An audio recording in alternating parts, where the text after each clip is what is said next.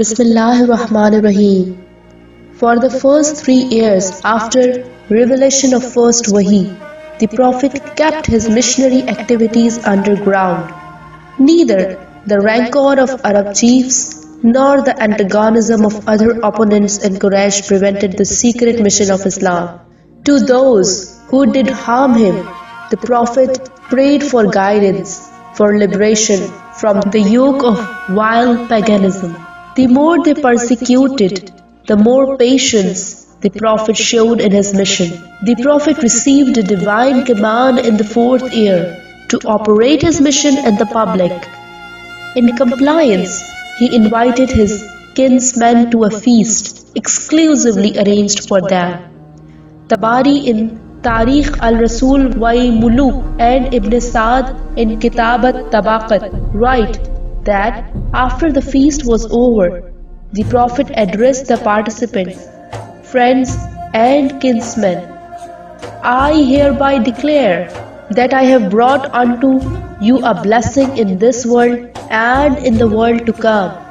I do not think there could be anyone else throughout the whole of Arabia to come out with a better and more precious offer towards his nation than that of mine.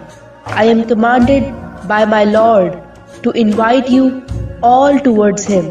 Tell me, who amongst you will come forward to help me and to be my vicegerent? The spell of hush prevailing over the audience was broken by impatient courage of Ali, the son of Abu Talib, who responded with enthusiasm and said, O Prophet of God, I am the youngest of all here, yet I beg to offer myself to stand by you and to share all your burdens and earn the great privilege of being your vicegerent. The Prophet caused Ali to sit down. Again he put the question to the assemblage. All remained silent, but Ali rose for a second time to repeat his fidelity and was again ordered to sit down. When the Prophet repeated the same question to the congregation 3rd time, he got no response. Ali again stood up and repeated his fidelity, on which the Prophet remarked, You are my brother, my collateral and vicegerent. This evoked the hostility of the Quraysh tribe towards the Prophet and his followers.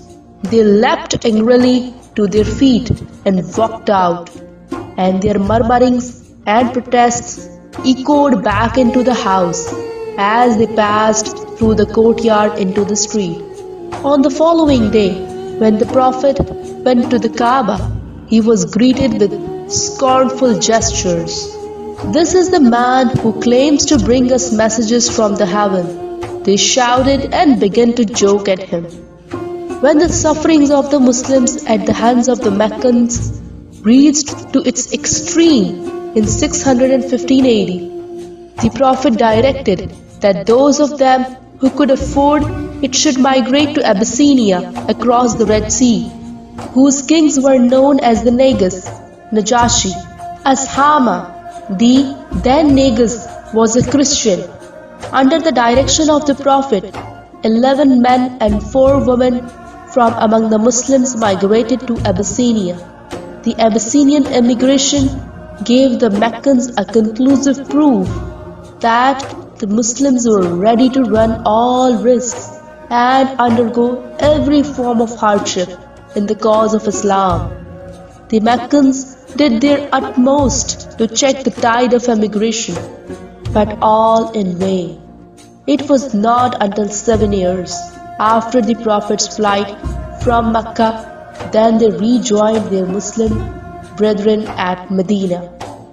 After such difficulties, how Islam was spread will be discussed in upcoming videos and will be posted in English and Urdu, both languages. Please subscribe the channel to get notified. Ya Ali Madad.